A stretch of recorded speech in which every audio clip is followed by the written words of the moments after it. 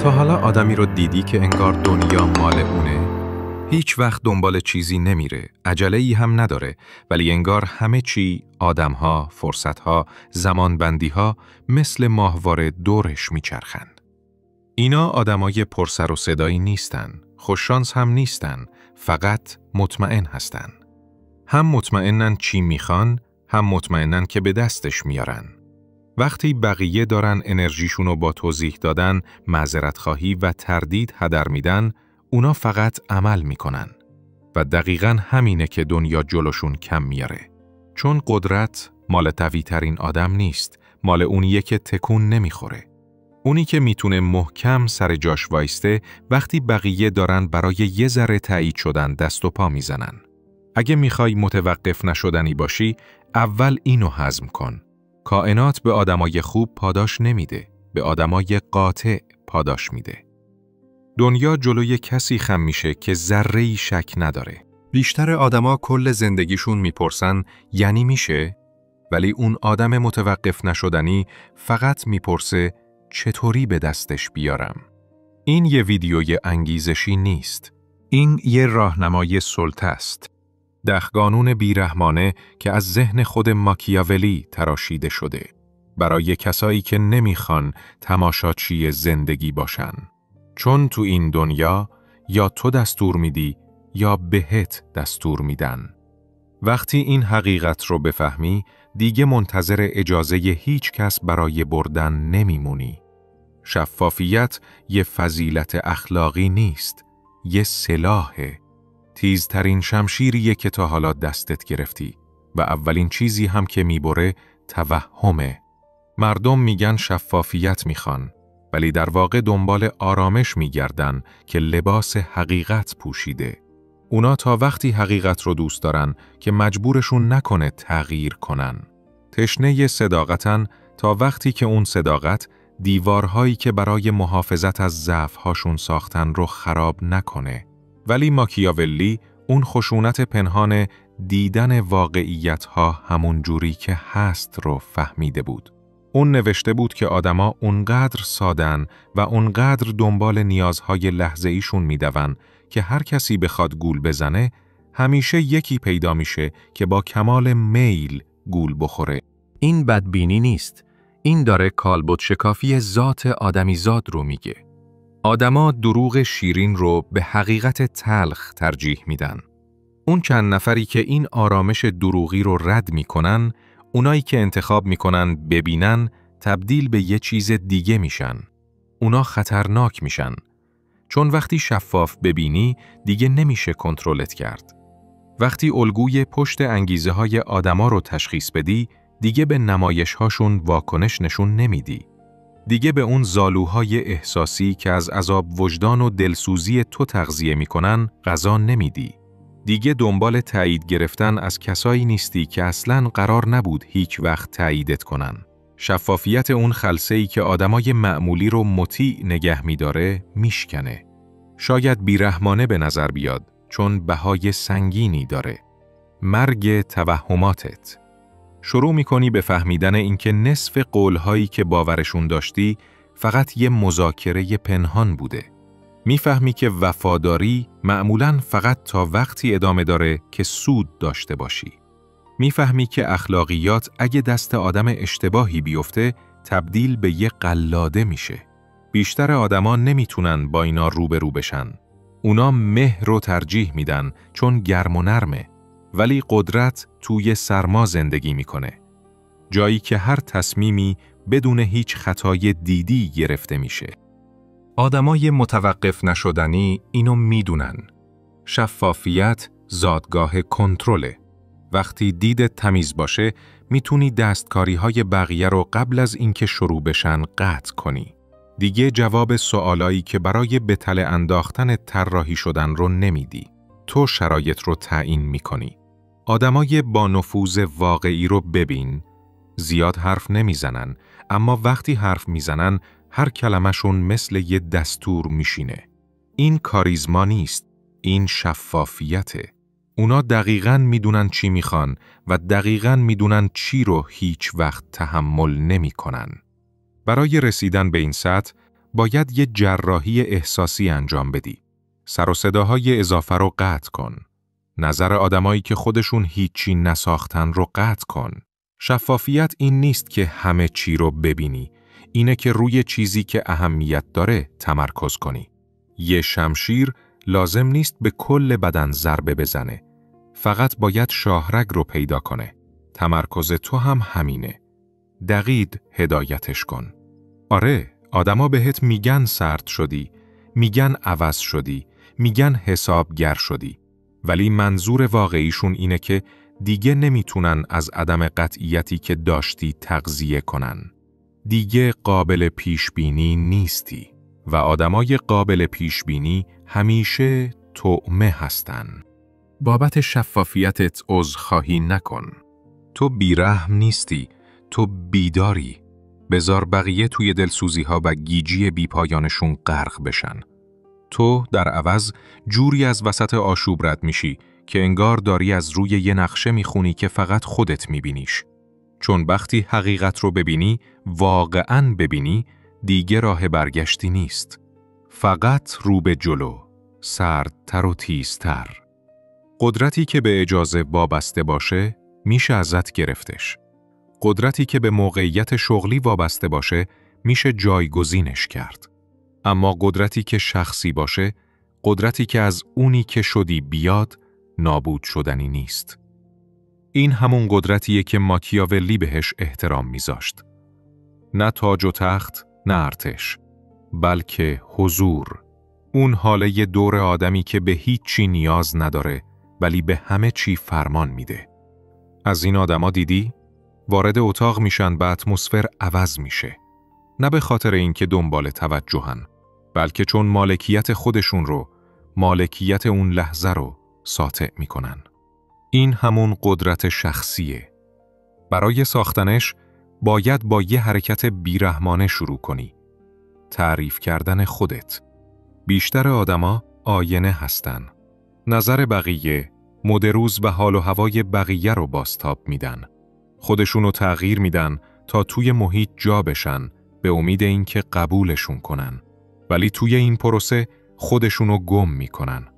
و دنیا هم همون جوری باهاشون رفتار میکنه. چون دنیا برای کسی که نمیدونه کیه احترامی قائل نیست. در مقابل آدمای قدرتمند هویتشونو مثل یه قلعه تعریف میکنن. اونا تصمیم میگیرن کی هستن و بعد کاملاً همون میشن. هیچ گیجی در کار نیست. فقط شفافیت بودن. و این شفافیت وقتی توی وجودت بشینه تبدیل به فرمان میشه. پس دیگه سعی نکن آدما رو قانع کنی که با ارزشی. دیگه برای ارزشت نجنگ. دیگه دنبال تایید از کسایی نباش که از هدف تو پایین ترن. وجودت باید یه بیانیه باشه که نیازی به توضیح نداره. اینجوریه که قدرت رو شخصی میکنی. واسطه ها رو بین خودت و اعتماد به نفست حذف میکنی. دیگه به شهرت نیاز نداری تا حس قدرت کنی. دیگه به توجه نیاز نداری تا حس کنی واقعی هستی. دیگه به همصحبتی نیاز نداری تا حس کامل بودن کنی. وقتی به این نقطه برسی، غیر قابل پیش بینی میشی. چون دیگه کسی نمیتونه تهدیدت کنه. نمیتونن چیزی رو ازت بگیرن که بهش وابسته نیستی. نمیتونن با تأییدی که دیگه دنبالش نیستی گولت بزنن. ماکیاولی اون حاکمهایی رو تحسین میکرد که قدرتشون رو از ذهن خودشون میساختن، نه از خون و نژادشون. اون به این میگفت ظرفیت فردی برای شکل دادن به سرنوشت از طریق هوش و اراده. این فرق بین امپراتوریه که توی طلا به دنیا آمده با اونیه که تاجش رو از هیچی ساخته. اولی قدرتش قرضیه، دومی خود قدرته. شخصی کردن قدرت یعنی تو مسئول هر پیروزی و هر زخمی هستی. دیگه مسئولیت رو گردن بقیه نمیندازی. دیگه گر نمیزنی. کنترل رو دستت میگیری، نه چون آسونه، چون تنها راه مالک زندگی خودت بودنه. آره، این کارت منزویت میکنه، فردیت واقعی همیشه همینه. چون وقتی دیگه به سیستم‌ها و تایید بقیه برای ارزشمند بودن وابسته نباشی، وارد یه نوع آزادی میشی که بقیه رو میترسونه. بهت میگن خودخواه، مغرور، سرد. ولی چیزی که واقعاً حس میکنن ترسه. چون استقلال تو وابستگی اونا رو لو میده. شخصی کردن قدرت ربطی به سلطه‌جویی نداره. ربط به حاکمیت بر خود داره. یعنی تبدیل به آدمی بشی که به تاج و تخت احتیاج نداره، چون هر جا که اون وایسه تخت پادشاهی همون جاست. دیگه دنبال قدرت نمیری، چون خودت تجسم قدرتی. ماکیاولی میگفت اونی که به خودش مسلط بشه به طور پیش‌فرض به بقیه هم مسلط میشه. پس سعی نکن دنیا رو کنترل کنی، خودت رو کاملاً کنترل کن. اون وقت میبینی که دنیا چطور به طور طبیعی دور این جاذبه تو میچرخه. آدمای متوقف نشدنی اینجوری ساخته میشن. قدرت دیگه چیزی نیست که دنبالش برن، چیزیه که هستن. یه نقطه‌ای تو اوج گرفتن هر آدم قدرتمندی هست که دنیا دیگه نمیپرسه آیا موفق میشه، بلکه میپرسه کی موفق میشه. این لحظه‌ایه که پیروزی حتمی میشه. و حتمی بودن آخرین توهم کنترل کامله. ماکیاولی نوشته آدما بیشتر با چشمشون قضاوت میکنن. یعنی آدما دنبال حقیقت نمیرن، دنبال چیزی میرن که متوقف نشدنی به نظر میاد. اگه بتونی کاری کنی که صعودت قطعی به نظر برسه، دنیا شروع میکنه بهت کمک کردن تا بری بالا. یا از ترس، یا از تحسین، یا از تسلیم شدن. این حاله حتمی بودن شانسی ساخته نمیشه. با ثبات قدم، خویشتن‌داری و جنگ روانی ساخته میشه. بی سر و صدا پیشرفت میکنی، ولی استراتژیک نشونش میدی. فقط یه ذره از حرکتت رو نشون میدی که بگی رو به جلویی. فقط یه ذره اعتماد به نفس نشون میدی که شک کردن بهت احمقانه به نظر بیاد. وقتی آدما این حتمی بودن تو رو باور کنن، شروع میکنن خودشونو با جهت تو هماهنگ کردن. نه چون نقشتو میفهمن، چون میترسن از تو جا بمونن. باید توی این توهم پیشرفت بی دردسر استاد بشی، حتی وقتی داری نابود میشی. جوری حرکت کن که انگار نتیجت تضمین شده. حتی وقتی مطمئن نیستی، یه اطمینان آروم از خودت نشون بده. هیچ وقت عصبی به نظر نرس، چون به محض اینکه بقیه وحشت رو تو وجودت حس کنن، طلسم میشکنه. ماکیاولی به این میگفت تئاتر قدرت. این فریبکاری نیست، استراتژیه. تو داری روایت رو شکل میدی قبل اینکه بقیه برات بنویسنش. هیچ وقت عدم اطمینانت رو علنی نشون نده. شک کردن یه چیز لوکسه که باید توی خلوت انجامش بدی، نه جلوی بقیه. و هیچ وقت برای حتمی بودن خودت با کسی بحث نکن. بذار حضورت، سرعتت و دقتت خودش اینو حرف بزنه. هرچی بیشتر اصرار کنی، کمتر باورت میکنن. هرچی بیشتر شبیه سرنوشت رفتار کنی، بیشتر به عنوان حقیقت قبولت میکنن. حتمی بودن غرور نیست. خونسردی در اوج عدم قطعیته. با تمرکز بیوقفه به دستش میاری. با ادامه دادن وقتی که بقیه جا میزنن. تو لازم نیست دنیا رو قانع کنی که میبری. فقط باید کاری کنی که تصور نبردن تو غیر ممکن بشه. اونجاست که واقعیت شروع میکنه به خم شدن سمت تو. درها قبل از اینکه بزنی باز میشن. آدما شروع میکنن خودشونو جابجا کردن تا برای تو جا باز کنن. توی اون نقطه قدرت دیگه یه تعقیب و گریز نیست، یه جاذبه است. قدرت همیشه توی نظم پیدا نمیشه. گاهی وقتا توی بی‌نظمی کنترل شده زندگی میکنه. توی آشوبی که فقط از تو دستور میگیره. آدمای ضعیف عاشق ثباتن. قابل پیشبینی بودن رو میخوان. برای همین کنترل کردنشون آسونه. ولی آدمای قدرتمند یه چیز عمیق‌تر رو میفهمن. قابل پیشبینی بودن یه زندانه. اگه بقیه بتونن حرکت بعدی تو رو بخونن، میتونن جلو تو بگیرن.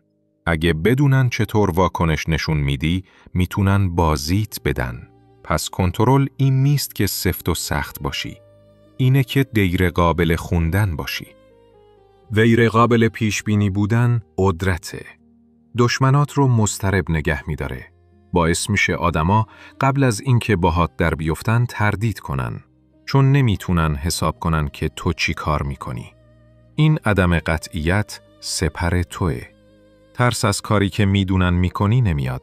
از کاری میاد که نمیتونن پیش بینی کنن.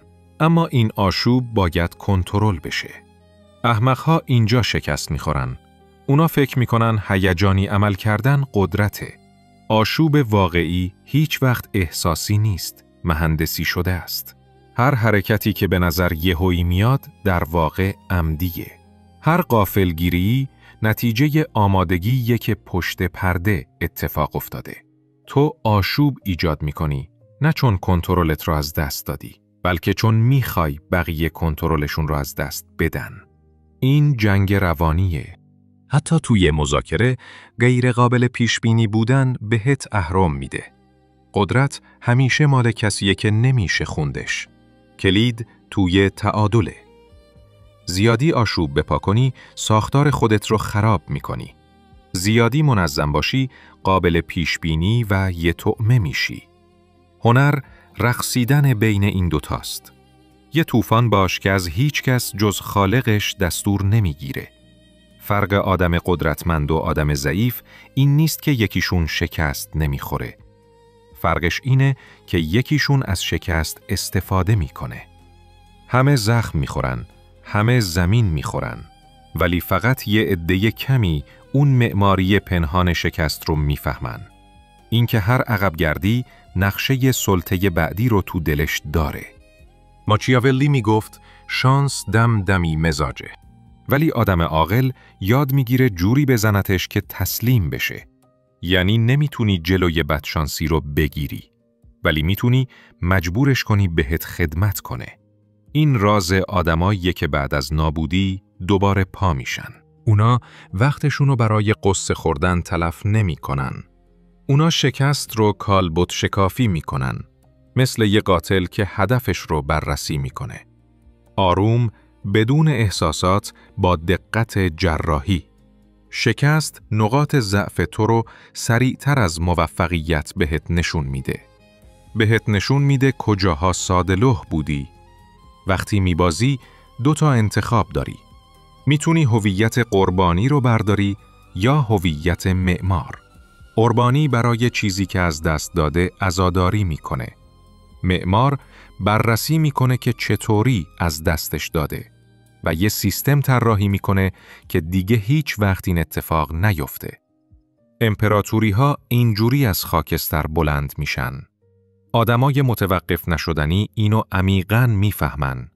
اونا هیچ وقت واقعاً نمیبازن، چون هر شکستی تکامل اونا رو تغذیه میکنه.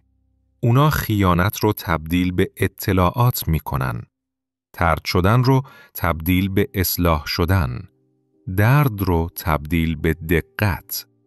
هر تحقیری تبدیل به یه بذر قدرت میشه که در خفا کاشته شده. ولی برای این کار اول باید یه توهم رو بکشی. توهم انصاف. باید دیگه انتظار نداشته باشی که زندگی دقیقاً به اندازه تلاشت بهت پاداش بده. باید دیگه خوب بودن رو مساوی با در امان بودن ندونی. قدرت وقتی شروع میشه که قبول کنی عدالتی در کار نیست.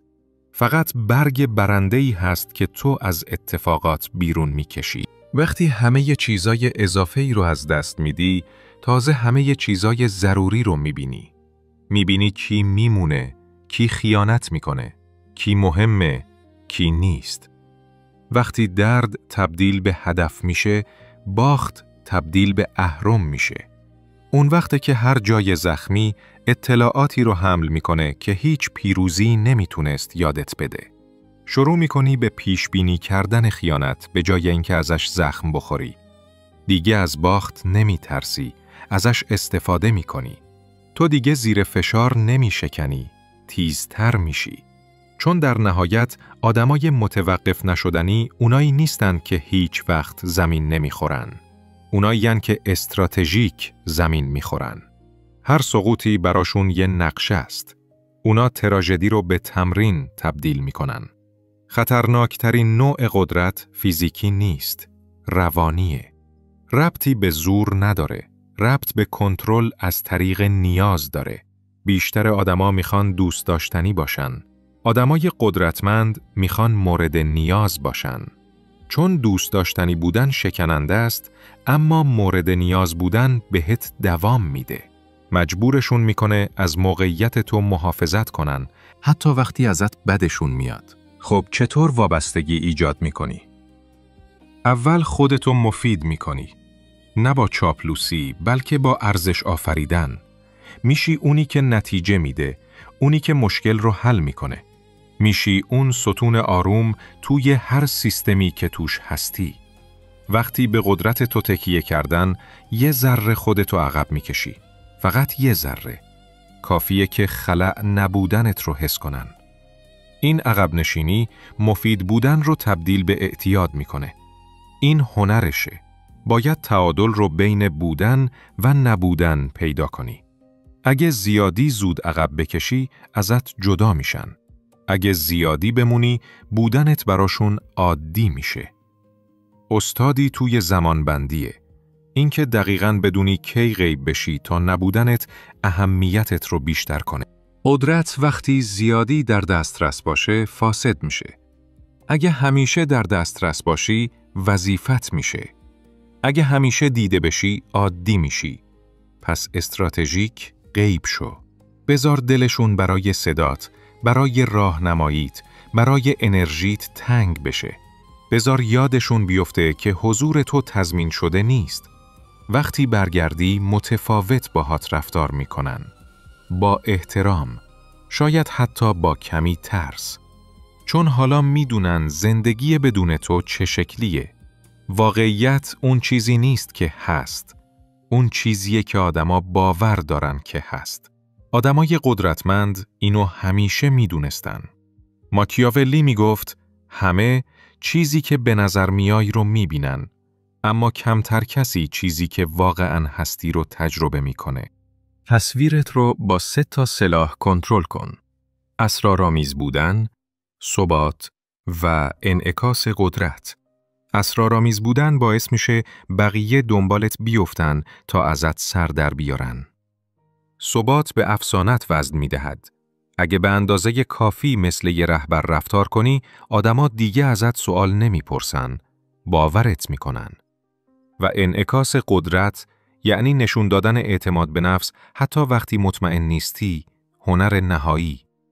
اینه که نباید هیچ وقت آشفتگی درونت رو علنی نشون بدی. اشتباهاتت باید توی خلوت اتفاق بیفته.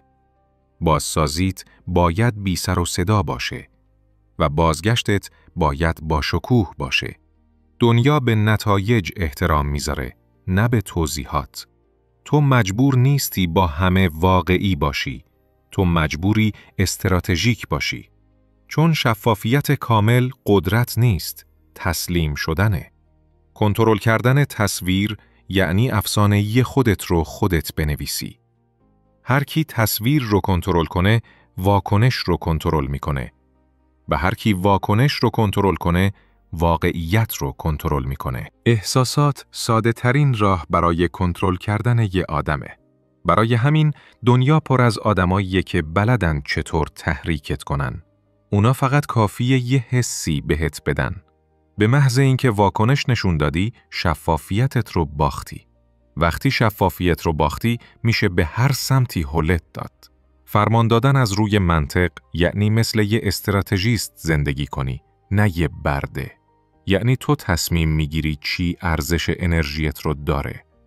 دیگه وارد جنگ‌های بیخودی نمیشی که فقط یه چیزی رو ثابت کنی. دیگه خودتو برای کسایی که قرار نیست بفهمنت توضیح نمیدی. خونسردی همون سلطه است که لباس آرامش پوشیده. آدم آروم توی اتاق معمولاً بیشترین کنترل رو داره، چون کم حرفی آدمای احساساتی رو عصبی میکنه. اونا فکر میکنن این بی‌تفاوتیه، ولی در واقع این ارزیابیه. تو داری زمین بازی رو مطالعه میکنی، در حالی که اونا دارن دستشون رو میکنن. قدرت از حضور دائمی نمیاد، از غیبت استراتژیک میاد. هرچی آدما بیشتر ببیننت، بیشتر فکر میکنن میشناسنت. هرچی در دسترستر باشی، عادی‌تر میشی. صمیمیت آرامش میاره و آرامش احترام رو میکشه. آدمای قدرتمند اینو غریزی میفهمن. وقتی مهمه پیداشون میشه و وقتی مهم نیست غیب میشن. فاصله گرفتن بی‌محلی نیست. طراحیه. این هنره که کاری کنی آدما برای نزدیک شدن بهت تلاش کنن. وقتی توی فاصله گرفتن استاد بشی، یه اتفاق ظریفی میفته. کم حرفی تو از 1000 تا کلمه بلندتر میشه. نبودنت شروع میکنه به حرف زدن. هرچی کمتر خودتو توضیح بدی، اونا بیشتر وسواس پیدا میکنن که بفهمنت. هرچی کمتر پیدات بشه، بیشتر فکر میکنن کجایی. و توی همین فکرها تو ذهنشونو تسخیر کردی. این جاذبه روانیه، نیروی کمیابی. چیزی که کمیابه با ارزش میشه. چیزی که همیشه هست دیده نمیشه. فاصله گرفتن شفافیت ذهن خودت رو هم حفظ میکنه. وقتی از دور نگاه میکنی، بازی رو از بالا میبینی. میفهمی کی واقعیه. کی فقط وقتی بهت نیاز داره هست. عقب نشینی حقیقت رو لو میده. فاصله گرفتن جاییه که شمشیرت رو تیز میکنی. پس کمتر در دسترس باش. بذار آدما برای توجهت صبر کنن. بذار برای جوابت لیاقت نشون بدن. چون کمیابی احترام میاره. خورشید هر شب غیب میشه و دقیقاً برای همینه که دنیا برگشتنش رو میپرسته. پس عقب بکش. نگاه کن. بذار منتظر بمونن. و وقتی انتخاب کردی که برگردی، کاری کن که فراموش کردنش غیر ممکن باشه. اینجوریه که آدمای متوقف نشدنی ریتم قدرت رو کنترل میکنن. نه با سر و صدا، بلکه با این آروم بودن استراتژیک. لحظه‌ای که فکر کنی رسیدی، همون لحظه است که پوسیدن رو شروع میکنی. هر امپراتوری که سقوط کرد، هر پادشاهی که تاجش رو باخت، همشون گوله توهم رو خوردن. این که صعود تموم شده. ولی آدمای قدرتمند میدونن صعود هیچ وقت تموم نمیشه. چون قدرت یه دارایی نیست، یه نبضه. باید بهش غذا داد وگرنه میمیره. تکامل آخرین سلاح قدرته. اینجوریه که از حسادت، از خیانت و از زمان جلو میزنی. آدمای متوقف نشدنی هیچ وقت توی یه نسخه از خودشون جا خوش نمی کنن. مدام ازش رد میشن. توده مردم به هویت میچسبن، انگار که زره باشه. میگن من اینم که هستم. انگار این جمله قرار ازشون محافظت کنه. ولی چیزی که بهش میگن هویت اغلب فقط عادته. یه زندان که با انتخابهای دیروز ساخته شده. آدمای قدرتمند اون زندان رو مرتباً خراب میکنن. این آخرین قانون آدمای متوقف نشدنیه. هیچ وقت نرس، به حرکت ادامه بده، به یادگیری ادامه بده. بذار اونا دنبال سایت حرکت کنن، در حالی که تو داری بی سر و صدا خودتو بازنویسی میکنی. بذار راجع به این که تو کی هستی بحث کنن، در حالی که تو داری اونی که قراره بشی رو میسازی. بذار از تکامل تو بترسن، چون ترس همون احترامه که قیافش رو عوض کرده. این یعنی متوقف نشدنی بودن. یعنی نه فقط یه بار، بلکه برای همیشه پیروز شدن.